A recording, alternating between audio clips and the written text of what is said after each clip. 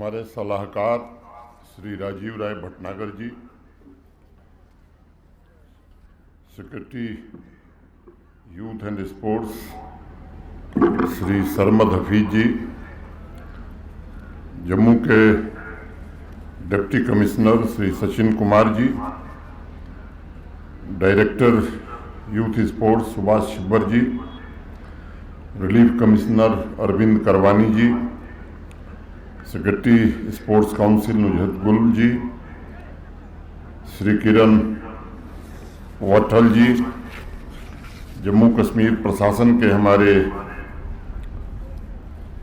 सभी सहयोगी, मेरे सम्मुख उपस्थित सभी श्रेष्ठ एवं ज्येष्ठ जन, होनहार खिलाड़ी, देवियों, सज्जनों और मित्रों, जगती कैंप के सिंथेटिक टर्फ तथा फुटबॉल स्टेडियम के शिलान्यास की मैं सभी युवाओं को विशेष रूप से और नागरिकों को तथा फुटबॉल के खिलाड़ियों को बहुत बहुत शुभकामनाएं देता हूं।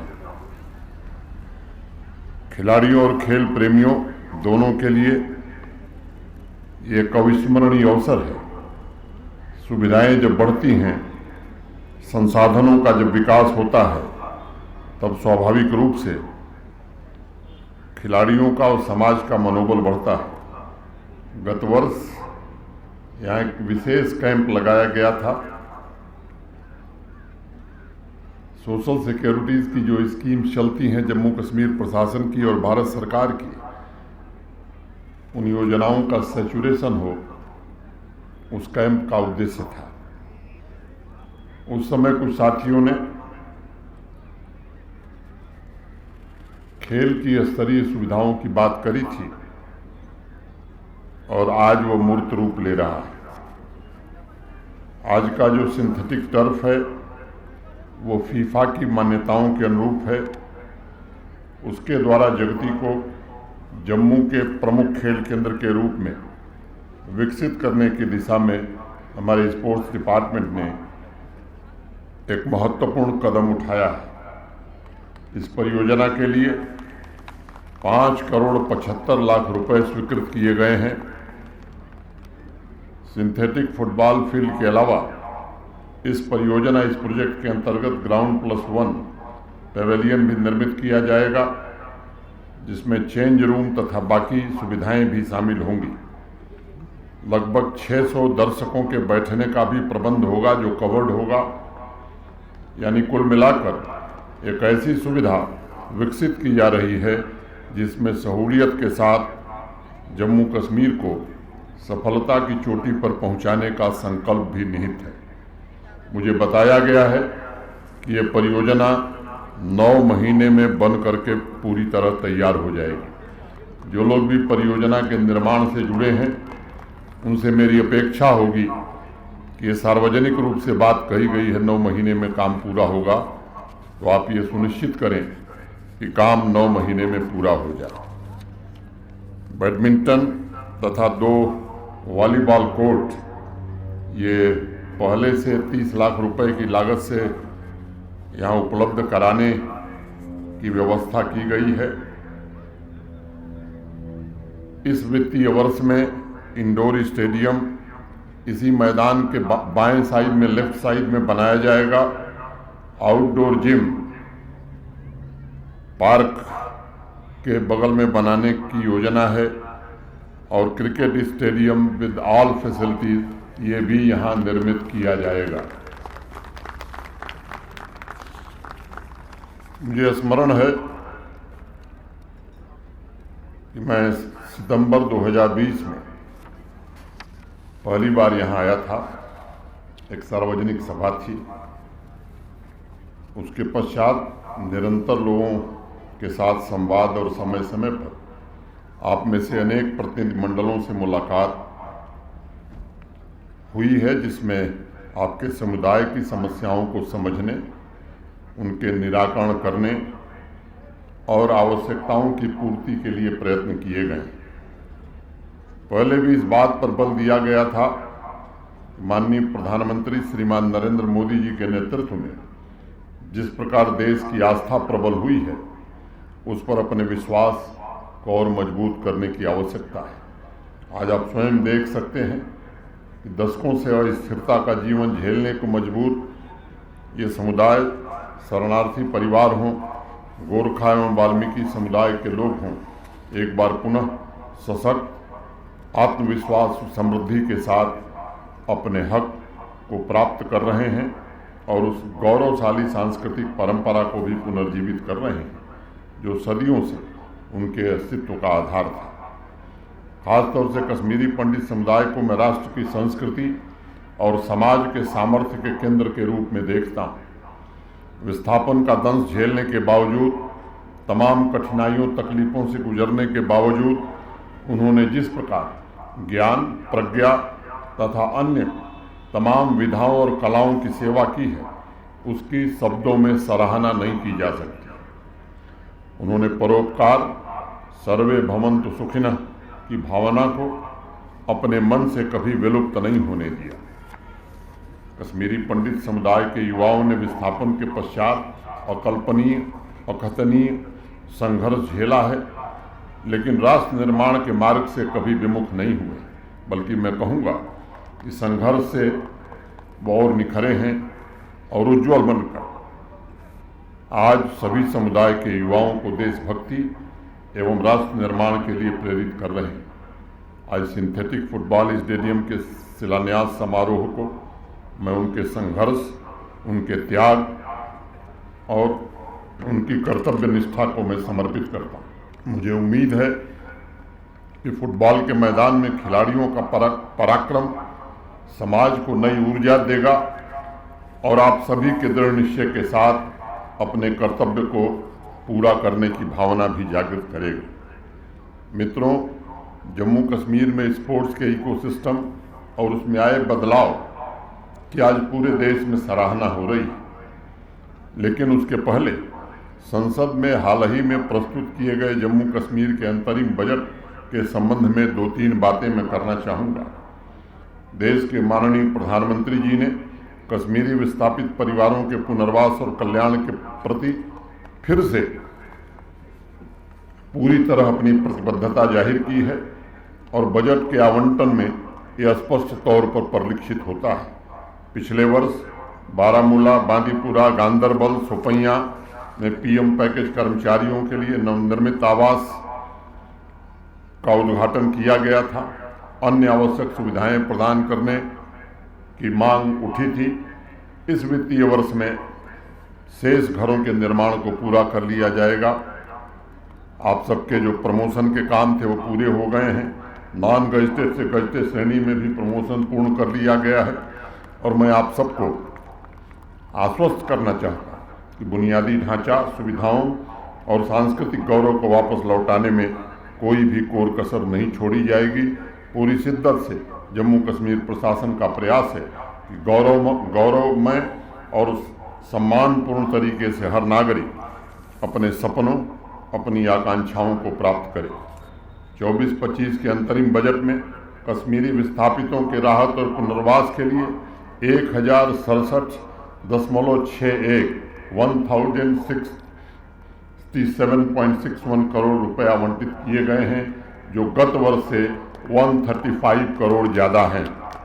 मैं एक बार पुनः आप सबको आश्वस्त करता हूँ कि कश्मीरी विस्थापितों को फलने फूलने और नए मुकाम हासिल करने के लिए जम्मू कश्मीर प्रशासन हर संभव प्रयास करेगा।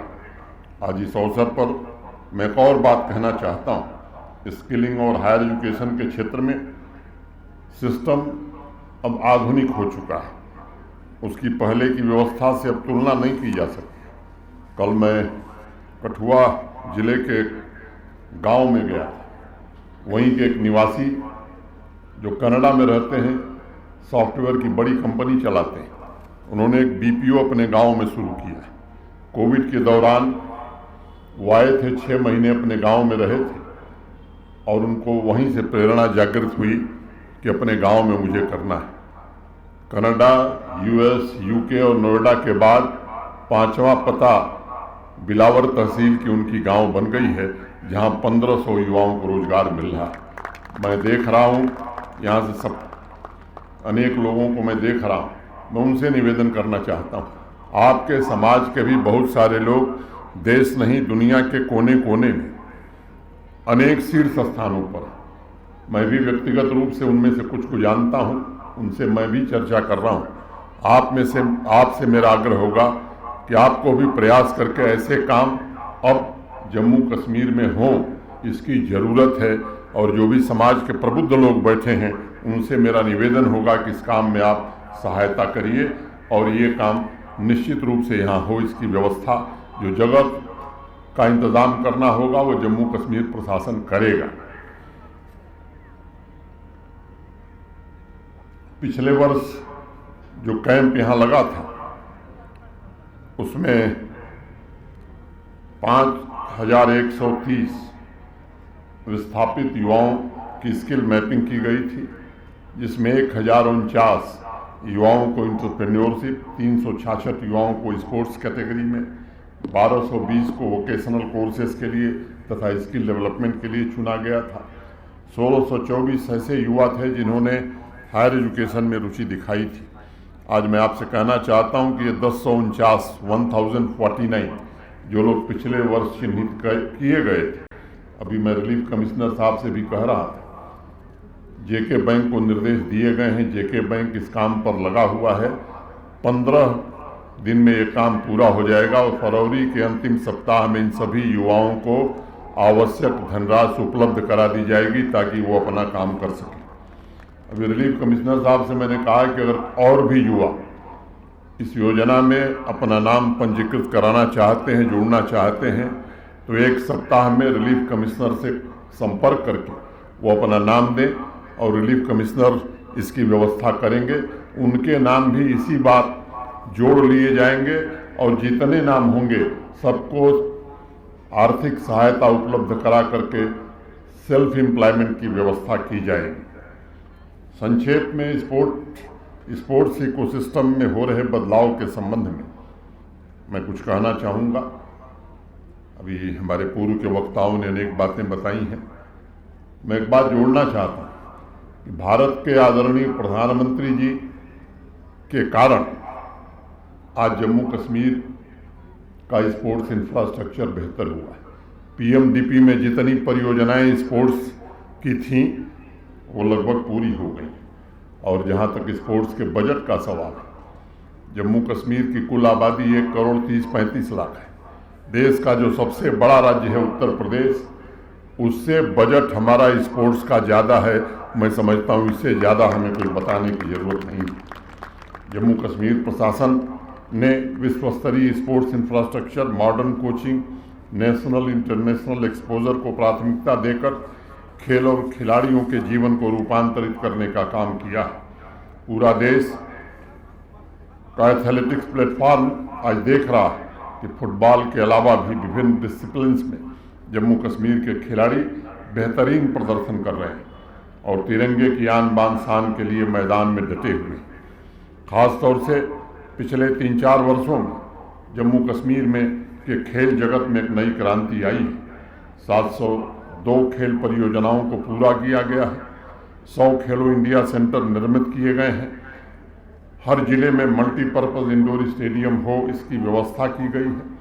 कुल मिलाकर 9 athletic track, synthetic hockey field, synthetic football field बनाए गए हैं। 2 अन्य सिंथेटिक फुटबॉल टर्फ का निर्माण काम चल रहा है। 3 सिंथेटिक फुटबॉल फील्ड की स्वीकृति हो गई है और वो काम भी आने वाले दिनों में पूरा होगा। जम्मू और श्रीनगर में अंतर्राष्ट्रीय स्तर की सुविधाएं विकसित की जा रही हैं। जम्मू और कश्मीर दोनों संभाग में कैनोइंग, रोइंग और फेंसिंग में सेंटर फॉर एक्सलेंस स्थापित किए गए हैं और इस साल जम्मू कश्मीर के युवाओं तथा टूर्नामेंट में शामिल होने वाले देश के कोने कोने से आ रहे एथलीट को मिलाकर लगभग 75 लाख से ज़्यादा खिलाड़ियों ने अवसर इस बार प्राप्त किया है खेलने के। मैं समझता हूँ समाज के पास भी खेल की संस्कृति को मजबूत बनाने का ऐतिहासिक अवसर आया है।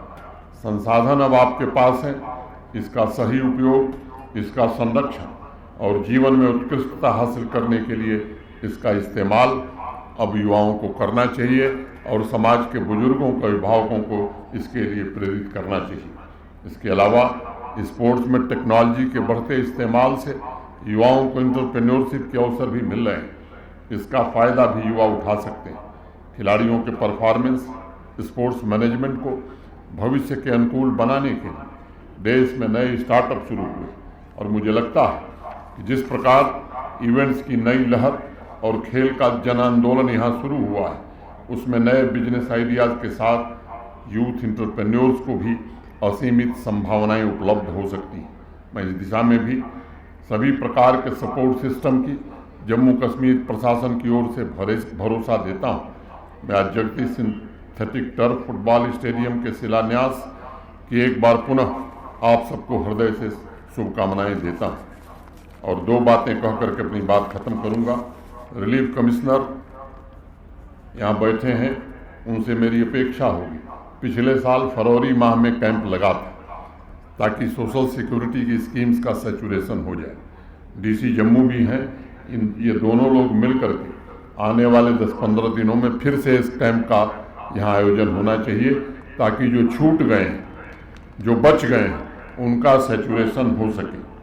खीर भवानी मेले के लिए जो यात्री जाते हैं उनमें सुविधाओं का विस्तार हो। प्रशासन ने वहाँ आपके रहने के लिए एक बड़ा यात्री निवास स्वीकृत किया है जिसका काम आने वाले दिनों में शुरू होगा। और एक बात तो आप सब जानते हैं कि देश की संसद ने माननीय प्रधानमंत्री जी के नेतृत्व में जम्मू कश्मीर की विधानसभा में भी 2 प्रतिनिधि आपके नामित होंगे। ये साधारण फैसला नहीं है, बहुत ही महत्वपूर्ण फैसला है। और मैं एक निवेदन करूंगा कि लोकतंत्र में मतदान सबसे बड़ी ताकत होती है और इसलिए अभी भी मतदाता पंजीकरण का काम चल रहा है। जो साथी 18 वर्ष के हो गए हैं और अभी तक अपना पंजीकरण नहीं कराए, मेरा उनसे विनम्रतापूर्वक आग्रह होगा कि आप अपना पंजीकरण अविलंब करावें और केवल खुद का नहीं करावें, आपके जो साथी संबंधी कहीं भी हैं देश के किसी हिस्से में, चुनाव आयोग,